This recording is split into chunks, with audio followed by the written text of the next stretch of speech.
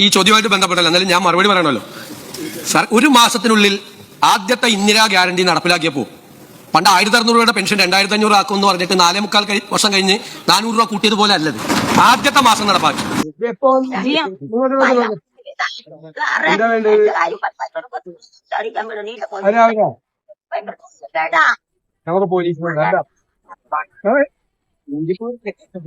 ഇതുപോലെ എത്രയെത്ര അമ്മമാർക്കും അതോടൊപ്പം തന്നെ സഹോദരന്മാർക്കും സഹോദരികൾക്കും നമ്മൾക്ക് ഓരോരുത്തർക്കും സഹായം കിട്ടാനിരിക്കുന്നതേ ഉള്ളൂ.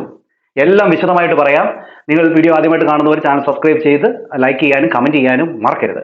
ഓക്കെ, എന്തൊക്കെ നല്ലത് ചെയ്താലും കുറെ ക്യാപ്സൂൾ എടുത്ത് അതിനെ എന്താ പറയുക വേറൊരു രീതിയിലേക്ക് കൊണ്ടുപോകുന്ന ഒരു ഇടതുപക്ഷം നമുക്കുള്ളിടത്തോളം കാലം നമ്മൾ എന്താണ് അത് സത്യങ്ങൾ ജനങ്ങളെ ഒന്ന് അറിയിക്കണ്ടേ. അതുകൊണ്ടാണ് ഞാൻ ഈ വീഡിയോ ചെയ്യുന്നത്.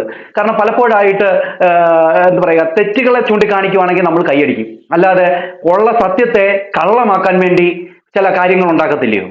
മറ്റേ നമ്മുടെ ഈ പ്രിയദർശിനി ബസ്സുമായി ബന്ധപ്പെട്ട് സത്യം എന്താണ്? അവരതിനെ വേറൊരു രീതിയിൽ ഉണ്ടാക്കിയെടുത്ത് സോഷ്യൽ മീഡിയയിലൂടെ പ്രചരിപ്പിച്ച് ഒരു തെറ്റായ സന്ദേശം ജനങ്ങളിലേക്ക് എത്തിച്ചു. അങ്ങനെ തുടങ്ങി പല കാര്യങ്ങളും ഇവർ ചെയ്യുന്നുണ്ട്. അതൊന്നും നമുക്ക് അംഗീകരിച്ചു കൊടുക്കാൻ പറ്റത്തില്ല. അതുകൊണ്ടൊക്കെയാണ് ഞാൻ ഇങ്ങനെ ഒരു വീഡിയോയുമായിട്ട് നിങ്ങളുടെ മുമ്പിൽ എത്തുന്നത്. ഓക്കെ, ആദ്യം തന്നെ നമുക്ക് എന്താണ് ഈ സിറ്റി ബസ്സുമായി ബന്ധപ്പെട്ട് എല്ലാവരും പറയുന്നത് എന്താണ്? ഓർഡിനറി ബസ്സിനെ സിറ്റി ബസ്സാക്കി മാറ്റി. അതെന്തെന്ന് വെച്ച് കഴിഞ്ഞാൽ ഉണ്ടല്ലോ, ഈ ദേശാഭിമാനിയും അതോടൊപ്പം തന്നെ റിപ്പോർട്ടർ ചാനലും മാത്രം കാണുന്ന വാട്സപ്പിൽ കൂടെ വരുന്ന മെസ്സേജുകൾ മാത്രം കണ്ടുകൊണ്ട് ഉത്തരം പറയുന്ന, അല്ലെങ്കിൽ അത് കണ്ടുകൊണ്ട് മാത്രം പ്രതികരിക്കുന്ന ചില അന്ധമായിട്ട് ഈ പാർട്ടിയെ വിശ്വസിക്കുന്ന ആൾക്കാരും പിന്നെ MLA വരെ ഇതാണ് പരിപാടി. അങ്ങനെ അത് ചെയ്തുകൊണ്ട് ഓർഡിനറി ബസ്സുകൾ മൊത്തം സിറ്റി ഫാസ്റ്റ് ആക്കി എന്ന് പറഞ്ഞ ആ ഒരു ക്യാപ്സൂളിനെ നമ്മുടെ VD സതീശനും അതോടൊപ്പം തന്നെ നമ്മുടെ ഗതാഗത മന്ത്രിയുടെ പൊളിച്ചെടുക്കുന്ന ഒരു രംഗമുണ്ട്. അത് കണ്ടുകൊണ്ട് തന്നെ നമുക്ക് വേറെ കുറച്ച് കാര്യങ്ങൾ പറയാനുണ്ട്. ആദ്യം അത് കാണാം. ഈ KSRTC ബസ് സിറ്റി ഫാസ്റ്റ് ആക്കി എന്ന് പറയുന്ന ആ ഒരു വീരവാദവും പിന്നെ ക്ഷേമ പെൻഷനുമായി ബന്ധപ്പെട്ടുള്ള കാര്യവും പറയുന്നുണ്ട്. അതൊന്ന് കേട്ടു നോക്കാം. ഈ റിപ്പോർട്ടർ ചാനൽ മാത്രം കണ്ട് വന്നിരുന്നാൽ ഇങ്ങനെയൊക്കെ സംഭവിക്കും. ഓക്കെ, കേട്ടു. സൗജന്യ യാത്ര പ്രഖ്യാപിക്കുന്ന ദിവസം നാം കാണാൻ കഴിഞ്ഞത് പലരും അതിനുവേണ്ടി തയ്യാറായി വന്നപ്പോൾ ഓർഡിനറി സർവീസുകളെല്ലാം സ്പീഡ് സർവീസുകളായി ബോർഡ് മാറ്റി ഓടുന്ന ഒരു കാഴ്ച ജനങ്ങൾക്ക് വലിയ തിരിച്ചടിയായി. സാർ, അത്തരത്തിലുള്ളൊരു പദ്ധതിയായി ഇത് മാറുമോ? ഇതിന്റെ യഥാർത്ഥത്തിൽ സർക്കാരിന്റെ നയം എന്താണെന്ന് ഒന്ന് വ്യക്തമാക്കി തരാമോ? ഈ ചോദിച്ച ചോദ്യം മാത്രമേ ഈ MLAക്ക് അറിയത്തുള്ളൂ. പിന്നെ അങ്ങോട്ട് അവിടെ ഇരുത്തിക്കൊണ്ട് വലിച്ചങ്ങ് കീറി VD സതീശൻ. എന്റെ പൊന്നടാവേ, ഇതിന്റെ വല്ല കാര്യം ഉണ്ടായിരുന്നു? ആ റിപ്പോർട്ടർ ചാനൽ കണ്ടിരുന്നിട്ട് വന്നിട്ട് ഇത് ചോദിക്കേണ്ട വല്ല കാര്യം ഉണ്ടായിരുന്നു? നിങ്ങൾ സത്യത്തിൽ ഒരു MLA അല്ലേ? നിങ്ങൾക്ക് ഇതിനെക്കുറിച്ചൊന്ന് തിരക്കരുതാഞ്ഞോ? ഡിപ്പോയിൽ പോയി ചോദിക്കരുതാഞ്ഞോ? ഇല്ല. ഇത് റിപ്പോർട്ടർ ചാനൽ പറഞ്ഞു കഴിഞ്ഞാൽ പിന്നെ എല്ലാം ശരിയാന്ന് പറഞ്ഞുകൊണ്ട് ഇവിടെ നിയമസഭയിൽ വന്ന് അങ്ങോട്ട് സംസാരിക്കാൻ തുടങ്ങിയതാ. VD സതീശൻ അങ്ങോട്ട് വലിച്ചങ്ങോട്ട് കീറി. കേട്ടു നോക്ക്. പണ്ട് 1600 രൂപയുടെ പെൻഷൻ 2500 ആക്കും എന്ന് പറഞ്ഞിട്ട് 4.25 വർഷം കഴിഞ്ഞ് 400 രൂപ കൂട്ടിയതുപോലെ അല്ലത്. ആദ്യത്തെ മാസം നടപ്പാക്കി. ഒരു ബസ് പോലും, ഒരു ഓർഡിനറി ബസ് പോലും ഫാസ്റ്റാക്കി മാറ്റിയിട്ടില്ല. ബഹുമാനപ്പെട്ട ട്രാൻസ്പോർട്ട് മന്ത്രി പറയും ഒറ്റ ബസ് പോലും. കള്ളപ്രചരണമാണ്. വ്യാപകമായ കള്ളപ്രചരണം കേരളത്തിൽ നടത്തി, സോഷ്യൽ മീഡിയ വഴിയും അല്ലാതെയും. ആ കള്ളപ്രചരണം അങ്ങേ പോലുള്ള വളരെ പ്രധാനപ്പെട്ട ഒരു MLA ഈ സഭയിൽ ഉന്നയിച്ചതിൽ അതിശക്തമായ പ്രതിഷേധം ഞാനിവിടെ രേഖപ്പെടുത്തുകയാണ്. ഒരു കാരണവശാലും നടക്കാത്ത കാര്യമാണ്. ഒരു കാരണവശാലും നടക്കാത്ത ഒരു കള്ളപ്രചരണം നടത്തി ജനങ്ങളിലേക്ക് എത്തിച്ച് സാധാരണപ്പെട്ട ജനങ്ങളിലെല്ലാം ഒരു തെറ്റിദ്ധാരണ ഉണ്ടാക്കാനായിട്ട് റിപ്പോർട്ടർ ചാനലിനും സാധിച്ചു. അത് മാത്രമല്ല ദേശാഭിമാനിക്കും സാധിച്ചു. പിന്നെ കുറച്ച് ഇതുപോലെയുള്ള MLA-മാർക്കും സാധിച്ചു എന്നുള്ള കാര്യത്തിൽ ഒരു സംശയമില്ല. പിന്നെ അന്ധമായിട്ട് ഈ പാർട്ടിയെ വിശ്വസിക്കുന്ന എക്കും പൊക്കും തുക്കും അറിയാത്ത കുറെ എണ്ണം. നിങ്ങൾ സത്യത്തിൽ ഇതിനെക്കുറിച്ച് ഒന്ന് വിശദമായിട്ട് പഠിച്ചിട്ട് വേണം ചെയ്യാൻ. ഇപ്പൊ ഞാൻ ഈ വീഡിയോ ചെയ്യുന്നത് ഇതുകൊണ്ടാണ്. കാരണം എന്ന് വെച്ച് കഴിഞ്ഞാൽ തെറ്റായ പ്രചരണങ്ങൾ ജനങ്ങളിലേക്ക് എത്തിക്കുന്നത് കൊണ്ടാണ്. സത്യസന്ധമായി ജനങ്ങളിലേക്ക് കാര്യങ്ങൾ വരണം. ഇവിടെ ഈ നമ്മുടെ VD സതീശൻ എന്തെങ്കിലും തെറ്റ് കാണിച്ചാൽ ഞാൻ തെറ്റായിട്ട് പറയും. അതാണ് വേണ്ടത്. അല്ലാതെ നല്ലത് ചെയ്യുമ്പോൾ അതിനെ വേറൊരു രീതിയിൽ കാണിക്കുന്നത് അത് ശരിയല്ല. എന്തായാലും നമ്മുടെ ഗതാഗത മന്ത്രി ഇതിന് ഉത്തരം പറയുന്നുണ്ട്. മക്കളെ, അതൊന്ന് കേട്ടു നോക്കാം. നടക്കാത്ത കാര്യമാണ്. അതിന്റെ വിശദാംശങ്ങൾ ട്രാൻസ്പോർട്ട് മന്ത്രി പറയും. ട്രാൻസ്പോർട്ട് മന്ത്രി പറയട്ടെ. ശ്രീ CP ജോൺ ഇങ്ങോട്ട് അഡ്രസ് ചെയ്തു. 384 സിറ്റി ഫാസ്റ്റ് ആകെ ഉള്ളത്. അതിലൊരു സിറ്റി ഫാസ്റ്റ് പോലും ഒരു ഓർഡിനറി പോലും സിറ്റി ഫാസ്റ്റ് ആക്കിയിട്ടില്ല. ഒന്ന് രണ്ട് പറഞ്ഞോട്ടെ കാര്യമൊന്നുമില്ല. ഒന്ന് ശാന്തരാകൂ. ഇവരുടെ ഇത് അവസ്ഥ കണ്ടിട്ട് എന്റെ പൊന്നു മക്കളെ, ഇവരുടെ ഈ മറ്റേ എന്താ പറയുക നിയമസഭയിൽ ഈ പ്രതിപക്ഷത്തിന്റെ അവസ്ഥ കണ്ടിട്ട് കരയണോ ചിരിക്കണോ എന്നുള്ള ഒരു അവസ്ഥയാണ്. എന്താണ് ഇവർ കാട്ടിക്കൂട്ടുന്നത്? എടാ ചുമ്മാ പോയി ആ ഡിപ്പോയിൽ ഒന്ന് തിരക്കിയിട്ട് ഇത് സത്യമാണോ അല്ലയോ എന്നുള്ളതൊന്ന് മനസ്സിലാക്കിയിട്ട് പോയി നിയമസഭയിൽ ഇങ്ങനെ സംസാരിക്കുക. അല്ലെങ്കിൽ നിങ്ങൾ തന്നെ ഈ സ്വയം ട്രോളുക എന്ന് പറയത്തില്ല, ആ ഒരു അവസ്ഥയിലായി പോകും. അത് പറഞ്ഞപ്പോഴാണ് വേറൊരു കാര്യം ഓർത്തത്, അത് ഞാൻ കാണിച്ചു തരാം. ഓക്കെ, ഇത് ബാക്കി ഇപ്പൊ തന്നെ നമ്മൾ ഇപ്പൊ തന്നെ നമ്മൾ റൂട്ട് മാറിയാ ഓടിക്കൊണ്ടിരിക്കുന്നത്. ഒരു സിറ്റി ഫാസ്റ്റ് ഓർഡിനറി ആക്കിയത് MLA ഇവിടെ ഇരിക്കുകയാണ് വിൻസെന്റ്. ഒരു സിറ്റി ഫാസ്റ്റിനെ ഓർഡിനറി ആക്കി അവിടുത്തെ ആളുകളുടെ അഭ്യർത്ഥന പ്രകാരം അത് ഉദ്ഘാടനം ചെയ്ത MLA ഇവിടെ ഇരിക്കുകയാണ് വിൻസെന്റ്. അതുകൊണ്ട് ആരോ ഒരു പ്രചരണം കൊടുത്തത് ബഹുമാനപ്പെട്ട പ്രതിപക്ഷാംഗങ്ങൾ വിശ്വസിക്കരുത്. ഇനി ഏതെങ്കിലും ഒരു ഓർഡിനറിയെ സിറ്റി ഫാസ്റ്റ് ആക്കിയിട്ടുണ്ടെങ്കിൽ പറയൂ, അത് തിരിച്ചാക്കാൻ അങ്ങനെ ഉണ്ടാവാൻ പറയാൻ കഴിയില്ല. ഞാൻ വാശിയോടുകൂടെ പറയാണ്, എഴുതി തന്നോളൂ. ഏതെങ്കിലും ഒരു ഓർഡിനറി സിറ്റി ഫാസ്റ്റ് ആയിട്ടുണ്ടെങ്കിൽ അത് എഴുതി തന്നാൽ അത് ഉടനെ പരിശോധിക്കും. അങ്ങനെ ചെയ്യാൻ ഉദ്ദേശിക്കുന്നില്ല. എന്ത് ചെയ്യാനാണ്? വാട്സപ്പ് യൂണിവേഴ്സിറ്റിയിൽ നിന്നും ദേശാഭിമാനിയിൽ നിന്നും അതോടൊപ്പം തന്നെ റിപ്പോർട്ടർ ചാനലിൽ നിന്നും പഠിച്ചുകൊണ്ട് വന്നു കഴിഞ്ഞാൽ മുഖ്യമന്ത്രി ഇങ്ങനെയൊക്കെ മറുപടി പറയുമെന്ന് ഇവർ വല്ലതും പ്രതീക്ഷിച്ചോ? തക്ക മറുപടി അല്ലേ ഇവിടെ വേണ്ട. സിറ്റി ഓർഡിനറി ബസ്സിനെ എന്താ പറയാ സിറ്റി ഫാസ്റ്റ് ആക്കിയ കാര്യത്തെക്കുറിച്ച് വലിയ വീരവാദം മുഴക്കിയതല്ലേ? ഇതാ പറഞ്ഞു, ഗതാഗത മന്ത്രി വളരെ കൃത്യമായിട്ട് കാര്യങ്ങൾ പറഞ്ഞിട്ടുണ്ട്. ഇതിന്റെ വല്ല കാര്യം ഉണ്ടായിരുന്നോ? സത്യസന്ധമായിട്ടുള്ള കാര്യങ്ങളിൽ നിങ്ങൾ കാര്യങ്ങൾ പറ. ഇവർ ചെയ്യുന്ന തെറ്റുകൾ കറക്റ്റായിട്ട് ചൂണ്ടിക്കാണിക്കുക, അതാണ് പ്രതിപക്ഷം. അല്ലാതെ നല്ലത് ചെയ്യുമ്പോഴും അതിനെ ചുമ്മാ എന്തൊക്കെയോ കാട്ടി ഈ വെപ്രാളം എന്തിനാണ്? നല്ലൊരു ഭരണം കാണുമ്പോൾ നിങ്ങൾ വെപ്രാളപ്പെട്ടിട്ട് കാര്യം എന്താണ്? എന്താ ഇത്? അയ്യയ്യേ. ഓക്കെ, ഇനി അടുത്തത് നമ്മൾ കാണേണ്ടത് ക്ഷേമ പെൻഷനുമായി ബന്ധപ്പെട്ടുള്ള ഒരു കാര്യമാണ്. അതായത് 3000 രൂപ ആക്കുമെന്ന് ഈ പറയുന്ന വി ഡി സതീശൻ സർക്കാർ പറഞ്ഞിരുന്നു. അപ്പൊ അതുമായി ബന്ധപ്പെട്ട് നിയമസഭയിൽ ഒരു ചർച്ച വന്നിരുന്നു. ആ ഒരു ചോദ്യത്തിന് മുഖ്യമന്ത്രി കൊടുക്കുന്ന ഒരു മറുപടി നിങ്ങൾ കണ്ടു നോക്ക്. താമസിക്കാതെ ഈ ബുധനാഴ്ച തൊട്ട് ഈ എന്താ പറയുക ക്ഷേമ പെൻഷൻ വിതരണം ചെയ്യുമെന്ന് പറഞ്ഞിട്ടുണ്ട്. അത് മാത്രമല്ല 3000 ആക്കുന്ന കാര്യത്തെക്കുറിച്ചുള്ള ചർച്ചയും നടക്കും, എത്ര പെട്ടെന്ന് ജനങ്ങളിലേക്ക് എത്തുമെന്നുള്ള കാര്യവും പറഞ്ഞിട്ടുണ്ട്. എന്തായാലും അതൊന്ന് കേട്ടു നോക്കും. UDF സർക്കാർ അധികാരത്തിൽ വന്നാൽ ആദ്യ ഘട്ടത്തിൽ തന്നെ പെൻഷൻ വർദ്ധിപ്പിക്കുന്നത് 3000 രൂപയായി വർദ്ധിപ്പിക്കുമെന്നെല്ലാം പറഞ്ഞിരുന്നു. ബഹുമാനപ്പെട്ട മുഖ്യമന്ത്രിയും അത് സൂചിപ്പിച്ചതാണ്. പക്ഷേ അത്തരമൊരു പ്രഖ്യാപനം അദ്ദേഹം പറഞ്ഞ മറുപടിയിൽ അതിനെക്കുറിച്ച് ആലോചിച്ചു വരുന്നുവെന്നാണ്. പക്ഷേ ഇത്തരമൊരു പ്രഖ്യാപനം സ്വാഭാവികമായിട്ട് ബഡ്ജറ്റിൽ വന്നില്ല. അതുകൊണ്ട് ഈ വർധനവ് പരിഗണനയിലുണ്ടോ, അത് പരിഗണിക്കുമോ എന്നുള്ളതാണ് അറിയേണ്ടത്. സർ, ഇന്ദിരാ ഗ്യാരണ്ടിയായിട്ട് ഞങ്ങൾ തെരഞ്ഞെടുപ്പിന് മുൻപും തെരഞ്ഞെടുപ്പിന് ശേഷവും 6 പ്രധാനപ്പെട്ട പദ്ധതികളാണ് പ്രഖ്യാപിച്ചിട്ടുള്ളത്. അതിലൊരു പദ്ധതിയാണ് സാമൂഹ്യ സുരക്ഷാ പെൻഷൻ 3000 രൂപയാക്കി വർദ്ധിപ്പിക്കുമെന്നുള്ളത്. സർ, അതിൽ ആദ്യ ഗ്യാരണ്ടികൾ 2 KSRTCയിലെ സ്ത്രീകളുടെ സൗജന്യ യാത്ര ആദ്യ മാസത്തിൽ തന്നെ നടപ്പാക്കി. ഇവിടെ ഈ പ്രിയദർശിനി പദ്ധതി, സ്ത്രീകളുടെ സൗജന്യ യാത്ര, ഇതുമായി ബന്ധപ്പെട്ട് ഓർഡിനറി ബസ്സിൽ ഈ പറയുന്ന സിറ്റി ഫാസ്റ്റ് എന്നുള്ള സ്റ്റിക്കർ ഒട്ടിച്ചത് തന്നെ ബസ്സുകൾ തമ്മിൽ തിരിച്ചറിയാനാണ്. കാരണം മുമ്പ് പല ഈ പറയുന്ന ഓർഡിനറി ബസ്സുകളും സിറ്റി ഫാസ്റ്റ് ആയിട്ട് ഓടിയിട്ടുണ്ടായിരുന്നു. അതായത് അനന്തപുരി പോലത്തെയുള്ള വണ്ടികൾ. അതിനെക്കുറിച്ച് അറിയാവുന്നവർക്ക് കൃത്യമായിട്ട് മനസ്സിലാവും, അല്ലാത്തവർക്കൊന്നും മനസ്സിലാവത്തില്ല. അതുകൊണ്ട് അത് മനസ്സിലാക്കാനാണ് അതിൽ ആ സ്റ്റിക്കർ ഒട്ടിച്ചത്. അല്ലാതെ വേറെ എന്താ പറയുക ഓർഡിനറി ബസ്സിനെ അങ്ങനെ ആക്കി എന്നുള്ള കാര്യം അല്ല. ഓക്കെ, ബാക്കി. സർ, രണ്ടാമത്തത് ഒരു വയോജന ഡിപ്പാർട്ട്മെന്റ് രൂപീകരിക്കുക എന്നുള്ളതാണ്. ഇന്ത്യയിൽ ആദ്യമായി കേരളത്തിലാണ് വയോജന ഡിപ്പാർട്ട്മെന്റ് ഈ സർക്കാർ അധികാരത്തിലെത്തി 1 മാസത്തിനകം പൂർത്തിയാക്കി. അതുപോലുള്ളൊരു വാഗ്ദാനമാണ് തീർച്ചയായിട്ടും. എന്തായാലും കഴിഞ്ഞ സർക്കാരിന്റെ കാലത്ത് 1600 രൂപയുടെ പെൻഷൻ 2500 രൂപയാക്കി വർദ്ധിപ്പിക്കും എന്നൊരു വാഗ്ദാനം ഉണ്ടായിരുന്നു. സർ, അത് ആദ്യത്തെ 4.25 വർഷക്കാലം 1600 രൂപയിൽ നിന്ന് 1 രൂപ കൂട്ടിയില്ല. 4.25 വർഷമായപ്പോൾ തെരഞ്ഞെടുപ്പിന്റെ തൊട്ട് തലയാഴ്ചയാണ് 1600 രൂപ 2000 രൂപയാക്കി വർദ്ധിപ്പിച്ചത്. എന്തായാലും അത്തരം ഒരു കാലതാമസം ഈ 3000 രൂപയുടെ കാര്യത്തിൽ ഈ സർക്കാരിന്റെ ഭാഗത്ത് നിന്ന് ഒരു കാരണവശാലും ഉണ്ടാവില്ല. എത്രയും പെട്ടെന്ന് ജനങ്ങളോട് നൽകിയ വാഗ്ദാനം ഈ സർക്കാർ പാലിക്കുക തന്നെ ചെയ്യും. അവർക്ക് ഈ പെൻഷൻ കൊടുക്കുമെന്ന് മുഖ്യമന്ത്രി പറഞ്ഞത് സത്യമാണെങ്കിൽ അവർക്ക് കൊടുക്കണം. കാരണം കഴിഞ്ഞ പ്രാവശ്യം ഈ 4-5 മാസത്തെ പെൻഷൻ കിട്ടാതെയാണ് പലരും മരിച്ചുപോയത്. ഞാൻ പറഞ്ഞിരുന്നത് എന്റെ അമ്മച്ചി സഹിതം. അങ്ങനെ എത്ര പേര്. അപ്പൊ അതൊക്കെ മറച്ചു വെച്ചിട്ടാണ് ഇവർ ഈ കിടന്ന് കോരകോരം സംസാരിക്കുന്നത്. ഇവിടെ മുഖ്യമന്ത്രി വളരെ കൃത്യമായിട്ടുള്ള മറുപടി ഇതിന് കൊടുത്തിട്ടുണ്ട്. 3000 ആക്കുന്ന കാര്യവും എത്രയും പെട്ടെന്ന് തന്നെ ചെയ്യുമെന്നും പറഞ്ഞിട്ടുണ്ട്. ഓക്കെ, അത് വന്നില്ല എങ്കിൽ നമുക്ക് അന്നേരം നോക്കാം. സാർ, സ്ത്രീ സുരക്ഷാ പെൻഷൻ വിതരണം ചെയ്യുന്നത് 2 മാസമായി മുടങ്ങിക്കിടക്കുകയാണ്. ഇത് തുടരുമോ? സർ, സ്ത്രീ സുരക്ഷാ പെൻഷൻ ഈ നമ്മൾ ഉദ്ദേശിച്ച സാമൂഹ്യക്ഷേമ പെൻഷന്റെ ഭാഗമായിട്ടുള്ളതല്ല. അത് പുതിയതായി കഴിഞ്ഞ സർക്കാർ ഫെബ്രുവരി മാസത്തിൽ കൊടുത്തു തുടങ്ങിയതാണ്, തെരഞ്ഞെടുപ്പിന് തൊട്ടു മുമ്പായിട്ട്. അത് സംബന്ധിച്ചൊരു തീരുമാനം ഈ സർക്കാർ എടുത്തിട്ടില്ല.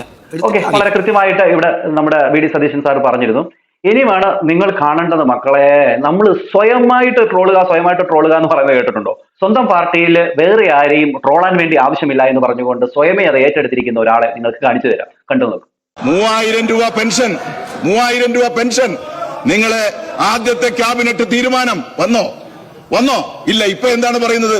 നിങ്ങൾ പണ്ട് 1600 നിന്ന് 2000 ആക്കാൻ 4.5 വർഷം എടുത്തു. അതുകൊണ്ടാണല്ലോ ഞങ്ങളിപ്പോ നിങ്ങൾ പ്രതിപക്ഷത്ത് ആയത്. അങ്ങനെയാണല്ലോ. നിങ്ങൾ അങ്ങനെയാണോ? വാക്കാണ് പറഞ്ഞ മനസ്സിലായില്ലേ? നിങ്ങൾക്കും ഈ ഗതി വാക്കല്ലെങ്കിൽ നിങ്ങൾക്കും ഈ ഗതി വരുമെന്നുള്ളത് ഓർമ്മപ്പെടുത്തിക്കൊണ്ട് നിശ്ചയമായിട്ടും വാക്ക് പാലിച്ചില്ലെങ്കിൽ നിങ്ങൾക്ക് ഈ ഗതി വരുമെന്നാണ് പുള്ളിക്കാരൻ പറയുന്നത്. കാരണം ഞങ്ങൾ വാക്ക് പാലിച്ചിട്ടില്ല, ഞങ്ങൾ കൊടുത്തില്ലെന്ന് സ്വയം ട്രോളിക്കൊണ്ട് പറയുന്നു. അങ്ങനെയാണ് വേണ്ടത്. ഇതാണ് ഇങ്ങനെ ഇരിക്കണവടാപ്പ. പ്രതിപക്ഷമായ ഇത് വേണം. ഞങ്ങൾ കൊടുത്തിട്ടില്ലെന്ന് സമ്മതിക്കുകയും സ്വയം ട്രോളുകയും ചെയ്യുന്നത് ഇത് ഇങ്ങനെ എനിക്ക് ഇഷ്ടപ്പെട്ടു. കൊള്ളാം, സൂപ്പർ.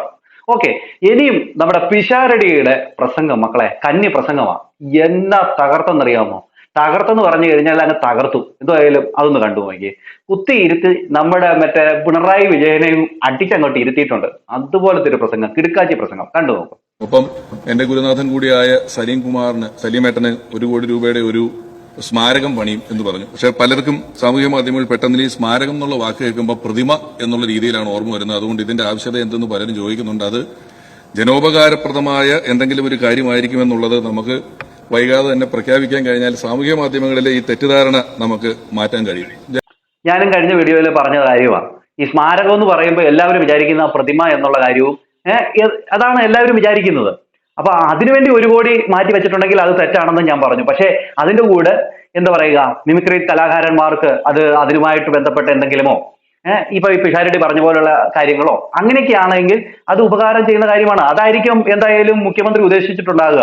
അല്ലാതെ പ്രതിമ വെച്ചിട്ട് അതിന്റെ മുകളിൽ കാക്ക തൂറുന്ന അവസ്ഥയൊന്നും ഉണ്ടാക്കി വെക്കത്തില്ല. കാരണം അത്രയ്ക്ക് ദീർഘവീക്ഷണമുള്ള ഒരു ആളായതുകൊണ്ട് തന്നെ ഇങ്ങനത്തെ മണ്ടത്തരം കാട്ടത്തില്ലെന്നുള്ള കാര്യം ഉറപ്പാണ്. മനസ്സിലാവുന്നുണ്ടല്ലോ? അതെന്തെങ്കിലും ഉപകാരപ്രദമായ രീതിയിലേ അദ്ദേഹം അത് ഉണ്ടാക്കത്തുള്ളൂ. ഇല്ല എങ്കിൽ എല്ലാ കാര്യങ്ങളും നിങ്ങളൊന്ന് നോക്കിയാൽ മനസ്സിലാവും. അദ്ദേഹം സംസാരിച്ച ബഡ്ജറ്റിന്റെ അകത്ത് പറഞ്ഞിരിക്കുന്ന എല്ലാ കാര്യങ്ങളും നിങ്ങളൊന്ന് വീക്ഷിച്ചാൽ നിങ്ങൾക്ക് കൃത്യമായിട്ടും കാര്യങ്ങൾ മനസ്സിലാവും. അങ്ങനത്തെ മണ്ടത്തരം കാണിക്കത്തില്ലെന്ന്. പിന്നെ കാള വെച്ചു എന്ന് കേട്ടപ്പോഴേ കയറും എടുത്തോണ്ട് ഇറങ്ങി സലീംകുമാറിന്റെ ഇത് മാത്രമേ അവർക്ക് പറയാനുള്ളൂ. മുമ്പ് നവകേരള ബസിന്റെ എന്താ പറയുക, മന്ത്രിമാർക്കും മുഖ്യമന്ത്രിക്കും കൂടെ സഞ്ചരിക്കാൻ വേണ്ടി 1 കോടി 5 ലക്ഷം രൂപ മുടക്കിയ അതിനെക്കുറിച്ച് സംസാരിക്കാനില്ലായിരുന്നു. സ്കൂൾ ഗ്രൗണ്ടിന്റെ മതിലിളക്കിയതിനെ കുറിച്ച് ഇവർക്ക് സംസാരിക്കേണ്ട. അത് മാത്രവുമല്ല, നമ്മുടെ കോഴമാണി എന്ന് വിളിക്കുന്ന പുള്ളിക്കാരന് വേണ്ടി സ്മാരകം പണിയാന് 5 കോടി കൊടുത്തതിനെ കുറിച്ചൊന്നും പ്രതികരിക്കേണ്ടായിരുന്നു. കൊള്ളാം എന്തായാലും. ബാക്കി നമുക്ക് തരുന്നത് അധികാരമല്ല ഉത്തരവാദിത്വമാണെന്നുള്ള വലിയ ബോധ്യം നമുക്ക് ഓരോരുത്തർക്കുമുണ്ട്. കാരണം ഇത് കറക്റ്റ് ഒരു പോയിന്റ് കേട്ടോ. അധികാരമല്ല ഉത്തരവാദിത്തമാണ്, ജനങ്ങൾ നൽകുന്ന ഉത്തരവാദിത്തമാണെന്ന് പലരും മറന്നു പോകുന്നുണ്ട്. അങ്ങനെ ഇരിക്കുമ്പോഴാണ് ഇങ്ങനെ ഇത് അറിവുള്ള മന്ത്രിമാര് നമുക്കുണ്ടാകുന്നതും നല്ല കാര്യമാണ്. പലർക്കും എന്താണെന്നറിയാമോ? അധികാരം, അതുകൊണ്ട് ധാർഷ്ട്യം വെച്ചുകൊണ്ടിരുന്നു. അതല്ല വേണ്ടത്. അത് ജനങ്ങൾ തരുന്ന ഉത്തരവാദിത്തമാണെന്നുള്ള ഒരു തിരിച്ചറിവ് ഉണ്ടാകണം. അതാണ് കഴിഞ്ഞ സർക്കാരിന് ഇല്ലാതായി പോയത്. ഇവിടെ പിഷാരടി പറയുന്നത് കന്യപ്രസംഗമാണ്. കാച്ചുന്നത് നോക്ക്. ആ ഉത്തരവാദിത്തം പലതിനെയും ചെറുക്കുന്നതിനാണ്. ഈ വർഗീയത എന്ന് പറയുന്ന വാക്ക്, ഇപ്പോൾ വർഗീയതയെ ചെറുക്കാൻ വേണ്ടി നമ്മൾ നിൽക്കുന്നു പറയുമ്പോഴും ഈ വർഗീയത എന്ന് പറയുന്ന വാക്ക് പലപ്പോഴും മതവുമായി മാത്രം ബന്ധപ്പെട്ട് നിൽക്കുന്ന ഒരു വാക്കല്ല. അതിന് രാഷ്ട്രീയ വർഗീയത എന്ന് പറയുന്ന ഒരു സ്ഥലം അല്ലെങ്കിൽ ഒരു വർഗത്തെ സംബന്ധിക്കുന്ന വാക്കാണ്. ഏതെങ്കിലും ഒരു രാഷ്ട്രീയ പാർട്ടിയാണെങ്കിലും അത് മറ്റെല്ലാവരും എതിർക്കപ്പെടേണ്ടതാണെന്നും മറ്റെല്ലാം ഇല്ലായ്മ ചെയ്യപ്പെടേണ്ടതാണെന്നും മറ്റാരും ശരിയല്ലെന്നും നമ്മൾ മാത്രമാണ് ശരിയെന്ന് വിശ്വസിക്കുന്നതും ഒരു വർഗീയത തന്നെയാണ്. ഞാനിപ്പോ പറഞ്ഞില്ലെങ്കിലും പിന്നീട് അവർ തന്നെ കണ്ടെത്തിയ ഇത്തവണത്തെ, ഞാൻ തന്നെ ആദ്യം കണ്ടപ്പോ അയ്യോ ഇത് കൊള്ളൂലല്ലോ എന്ന് വിചാരിച്ചതായിരുന്നു ഈ LDF അല്ലാതെ മറ്റാരുണ്ട് എന്ന് പറയുന്ന ഇവരുടെ ഒരു ക്യാപ്ഷൻ എന്ന് പറയുന്നത്. മറ്റാരെയും ഉൾക്കൊള്ളുക എന്ന് പറയുന്നത് അത്ര എളുപ്പമല്ല ഇവരെ സംബന്ധിച്ചിടത്തോളം. ഞാൻ തന്നെ പാലക്കാട് ജില്ലയിൽ നടന്ന ഒരു പൊതുപരിപാടിയിൽ എന്റെ എതിർ സ്ഥാനാർത്ഥിയെ കണ്ടപ്പോൾ അദ്ദേഹത്തെ കെട്ടിപ്പിടിച്ചു. ഒരു UDF-കാരൻ എന്നോട് നിങ്ങൾ എന്തിനാ എതിർ സ്ഥാനാർത്ഥിയെ കെട്ടിപ്പിടിച്ചെന്ന് ചോദിച്ചില്ല. തെരഞ്ഞെടുപ്പിന് ശേഷമാണ്. ഞാൻ അതിന്റെ കമന്റ് ബോക്സ് നോക്കിയപ്പോഴും എന്തിനാണ് ഞങ്ങളുടെ സ്ഥാനാർത്ഥിയെ കെട്ടിപ്പിടിച്ചെന്ന് ചോദിച്ചു. പിന്നെ എന്നെ ചെയ്ത് വിളിച്ചുകൊണ്ടിരിക്കുകയാണ് ഒരു പ്രദേശം മുഴുവൻ. ഞാൻ ഇതെന്താ ഇവരിങ്ങനെ വിളിക്കുന്നതെന്നൊക്കെ ആലോചിച്ചപ്പോഴാണ് അറിഞ്ഞത് നമ്മുടെ പ്രിയപ്പെട്ട ജനീഷിന് ചോറ് കൊടുത്തതിന്റെ പേരിൽ ഒരാളെ പാർട്ടിയിൽ നിന്ന് പുറത്താക്കിയിട്ടുണ്ടായിരുന്നു എന്നുള്ളത്. അപ്പൊ ഇപ്പോഴും ഇൻക്ലൂസീവായി ചിന്തിക്കുക എന്ന് പറയുന്നത് ഇവർക്ക് സാധിക്കുന്നില്ല. അതെന്താണെന്ന് എനിക്കറിയില്ല. ഇൻക്ലൂസീവായി ചിന്തിക്കാൻ ഇന്ത്യയെ പഠിപ്പിച്ച ഒരു പാർട്ടിയുടെ പ്രതിനിധിയായി നിൽക്കാൻ കഴിയുന്നു എന്ന് പറയുന്നത് എന്റെ ഏറ്റവും വലിയ ഭാഗ്യമായി ഞാൻ കരുതുന്നു. കാരണം പലരും ചോദിച്ചു എന്തുകൊണ്ടാണ് കോൺഗ്രസ് എന്ന് പറയുന്ന ഒരു പാർട്ടിയിലേക്ക് വരുന്നത് എന്ന്. കാരണം ഇന്ത്യക്ക് സ്വാതന്ത്ര്യം കിട്ടുന്നത് 200 കൊല്ലത്തെ ബ്രിട്ടീഷിന്റെ ഭരണം കഴിഞ്ഞിട്ടാണ്. സ്വാതന്ത്ര്യം കിട്ടുന്ന സമയത്ത് ഇന്ത്യയുടെ വിദ്യാഭ്യാസത്തിന്റെ ശതമാനം 12%. ലിറ്ററസി 12%. മനുഷ്യന്റെ ശരാശരി ആയുസ്, ഇന്ത്യക്കാരന്റെ ആയുസ് 35 വയസ്സാണ്. കമ്മ്യൂണിക്കേഷൻ യാതൊരുവിധ മാർഗങ്ങളും ഇല്ല. റേഡിയോ പോലും ഒരു ഗ്രാമങ്ങളിലില്ല. ഭാഷയില്ല, വിദ്യാഭ്യാസമില്ല, മലേറിയയും കോളറയും പോലെയുള്ള വലിയ വലിയ അസുഖങ്ങൾ പിടിച്ചിരിക്കുന്നു. ആ സമയത്ത് ഇന്ത്യയുടെ ഏറ്റവും പ്രാധാന്യം മറിക്കുന്ന ലക്ഷ്യം റോഡുകളോ പാലങ്ങളോ ഒന്നും ആയിരുന്നില്ല. ഇന്ത്യ അത്ര വാഹനങ്ങളുമില്ല. ഇന്ത്യ നിവർത്തി നിർത്തുക, നേരെ നിൽക്കുക, നട്ടൽ നിവർത്തി നിൽക്കാൻ പഠിപ്പിക്കുക എന്നുള്ളായിരുന്നു. അങ്ങനെ ഒരു ഉദ്യമം ഏറ്റെടുത്ത് 10-50 വർഷം കൊണ്ട് ഇന്ത്യയെ ഹരിത വിപ്ലവത്തിലൂടെയും വ്യാവസായിക വിപ്ലവത്തിലൂടെയും പഞ്ചവത്സര പദ്ധതികളിലൂടെയും നിവർത്തിയ ഒരു പ്രസ്ഥാനം. അങ്ങനെ നിൽക്കാൻ പഠിച്ചപ്പോഴാണ് BJP അധികാരത്തിലെത്തുന്നത്. BJPക്ക് അധികാരത്തിലെത്തുമ്പോൾ കയ്യിൽ മൊബൈൽ ഫോണുമായിട്ടുള്ള ഇന്ത്യക്കാരെയാണ് കിട്ടിയിട്ടുള്ളത്. 200 വർഷം ബ്രിട്ടീഷ് ഭരിച്ച ഇന്ത്യ കോൺഗ്രസിനും 54 വർഷം കോൺഗ്രസ് ഭരിച്ച ഇന്ത്യ BJPക്കും കിട്ടിയതുകൊണ്ടാണ് ഇപ്പൊ ഈ 10 കൊല്ലത്തിന് മുമ്പ് എന്താണ് ഇവരുണ്ടാക്കിയതെന്നുള്ള ഒരു ചോദ്യം എപ്പോഴും കാണാൻ സാധിക്കുന്നത്. ഈ രാഷ്ട്രീയത്തിൽ അങ്ങനെ പുതിയ ചരിത്ര നിർമ്മാണങ്ങളിലൂടെ അപഖ്യാതി പറഞ്ഞു വരുത്തുന്നതിലൂടെ കോൺഗ്രസ് എന്ന് പറയുന്ന UDF എന്ന് പറയുന്ന ഈ ഒരു പ്രസ്ഥാനം പാർശ്വവൽക്കരിക്കപ്പെടുന്നു എന്ന് തോന്നുമ്പോൾ പാർശ്വവൽക്കരിക്കപ്പെടുന്നവരോടൊപ്പം നിൽക്കുന്നതാണ് ഏറ്റവും നല്ല രാഷ്ട്രീയമെന്ന ബോധ്യമുള്ള എനിക്ക് ഒരു പൗരനെന്ന നിലയിൽ എന്റെ പൗരബോധത്തിന്റെ ഭാഗമായി ഈ പ്രസ്ഥാനത്തോടൊപ്പം ചേർന്ന് നിൽക്കുക എന്നത് ഏറ്റവും അനിവാര്യമായ കാര്യമായിരുന്നു എന്ന് ഞാൻ മനസ്സിലാക്കുന്നു. അങ്ങനെ ഏറ്റവും അനിവാര്യമായ ഒരു പൗരന്റെ കടമ ചെയ്തുകൊണ്ടാണ് ഇത്തവണ കേരളത്തിലെ ഓരോ ജനങ്ങളും നമ്മുടെ പാർട്ടിയെ പാർശ്വവൽക്കരിക്കപ്പെടുന്ന നമ്മളോടൊപ്പം ചേർന്ന് നിന്നതും നമ്മളിന്ന് മുഖ്യധാരയിലേക്ക് ഏറ്റവും സജീവമായി തിരിച്ചു വന്നിട്ടുള്ളതും അവരോടും നന്ദി പറയാൻ ഈ അവസരം ഉപയോഗിക്കുന്നു. ബഡ്ജറ്റിനെ കുറിച്ച് ഉള്ള അവലോകനമാണ്. ബഡ്ജറ്റിനെ കുറിച്ച് ഇനിയും നമ്മുടെ തന്നെ പാർട്ടി അല്ലെങ്കിൽ നമ്മുടെ തന്നെ ബഡ്ജറ്റാണ്. അതിനെക്കുറിച്ച് ഇനിയും ഞാൻ ഒരുപാട് ഇവിടെ നിന്ന് പ്രസംഗിക്കുക എന്ന് പറയുന്നത് ഒരു നല്ല കാര്യമല്ല. വേണമെങ്കിൽ ഇന്ന് ഈ ബജറ്റ് ലോകമെങ്കും വിളങ്ങിയിടാൻ ധനകാര്യമന്ത്രി തന്നെ എന്ന് പറയുന്ന ഒരു പാട്ടിനൊക്കെ സ്കോപ്പുണ്ട്. പക്ഷെ നമ്മളത് ചെയ്യുന്നില്ല. അല്ല, ഇവിടെ ഈ പറയുന്ന പിഷാരടി ഇത് ആരെ ഉദ്ദേശിച്ചിട്ടാണ് കാണിച്ചു തരാം. ഈ ഉദ്ദേശിച്ചത് നമ്മുടെ പിണറായി സാറിനെ തന്നെയാണ്. തിരുവാതിര തിരുവാതിര തിരുവാതിര. ഇതൊന്ന് കണ്ടു നോക്കിയേ. പാർട്ടി ലോകമെങ്ങും ശോഭിച്ചിടും കാരണഭൂത. ഇതാണ് സംഭവം. തിരുവാതിരക്കളിയേ, കാരണഭൂതന്റെ തിരുവാതിരക്കളി അത് തന്നെ. അതാണ് ഇവിടെ പിഷാരടി ഉദ്ദേശിച്ചത്. എന്തായാലും നിയമസഭയിൽ കത്തിക്കയറി ട്രോളി അവിടെ ഇരുത്തിയായിരുന്നു കൊന്നു. അവിടെ ഇരുന്ന് വെള്ളം കുടിച്ചു തൊണ്ടയ്ക്ക് കുടുങ്ങിയതല്ലാതെ വേറെ പ്രയോജനമൊന്നും ഇല്ലായിരുന്നു. ഓക്കെ, ബാക്കി ഏറ്റവും കാര്യമായി തിങ്ക് ടാങ്ക്, ജെൻസി പോലെയുള്ള ഒരുപാട് വാക്കുകൾ, മുൻപ് ബജറ്റുകളിൽ കേട്ടിട്ടില്ലാത്ത വാക്കുകൾ കേട്ട ഒരു ബജറ്റ് ആയതുകൊണ്ട് തന്നെ ഇത് കാലത്തിനൊപ്പം നിൽക്കുകയും കാലത്തിന് മുന്നേ സഞ്ചരിക്കുകയും ഒക്കെ ചെയ്യുന്ന ഒരു ബജറ്റാണ്. ഈ ബജറ്റ് ഞാനും ഏറ്റവും ഹൃദയപൂർവ്വം സ്വീകരിക്കുന്നു, സ്നേഹിക്കുന്നു. കടമ ചെയ്ത വഴിയും അല്ലാതെയും നമുക്ക് വലിയ വിജയം സമ്മാനിച്ച ജനങ്ങളോട് നന്ദി പറഞ്ഞുകൊണ്ട്, ഉത്തരവാദിത്തം പറഞ്ഞുകൊണ്ട് എന്റെ 2 മിനിറ്റ് ഞാൻ ദാനം ചെയ്തിരിക്കുന്നു. അപ്പൊ ഒരിക്കൽ കൂടി എല്ലാവർക്കും ഹൃദയപൂർവ്വം നന്ദി. എന്തായാലും സൂപ്പറാണ്. പിഷാരടിയുടെ കന്നിപ്രസംഗമായാലും അതിമനോഹരമായിരുന്നു. കൊടുക്കേണ്ടവർക്കൊക്കെ നല്ല രീതിയിൽ തന്നെ അങ്ങ് കൊടുത്ത് ഒരു സൈഡിൽ അങ്ങ് ഒതുക്കി ഇരുത്തി. വാട്സപ്പ് യൂണിവേഴ്സിറ്റിയിൽ നിന്നും, റിപ്പോർട്ടർ ചാനലിൽ നിന്നും, ദേശാഭിമാനിയിൽ നിന്നും മാത്രമല്ല മറ്റ് ചാനലുകളും ഇതൊക്കെ എന്താ പറയുക നല്ല നല്ല വാർത്തകൾ വിടുന്നുണ്ട്. അതുകൂടെയൊക്കെ ഇടയ്ക്കിടയ്ക്ക് നോക്കിയിട്ട് വേണം നിയമസഭയിലായാലും ഈ മൊബൈലിലായാലും കുത്തിയിരുന്ന് കമന്റ് ഇടാനും ഒക്കെ എന്ന് ഞാൻ ഓർമ്മപ്പെടുത്തുകയാണ്. എന്റെ ചാനലിന്റെ താഴെയും വന്നിട്ട് കുറെ കമന്റുകളൊക്കെ ഇടുന്നതായിട്ട് കണ്ടു. അതൊക്കെ നിങ്ങൾ ഇട്ടുകൊണ്ടേ ഇരിക്കുക. സത്യം ജനങ്ങൾ അറിയണം. ജനങ്ങൾ അറിയുക തന്നെ ചെയ്യും. എന്താണ് പ്രേക്ഷകരെ, നിങ്ങൾക്ക് നിങ്ങളുടെ അഭിപ്രായങ്ങളും നിർദ്ദേശങ്ങളും മസ്റ്റായിട്ട് കമന്റ് ചെയ്യുക. അടുത്ത വീഡിയോ കാണുന്നവർക്ക് എല്ലാവർക്കും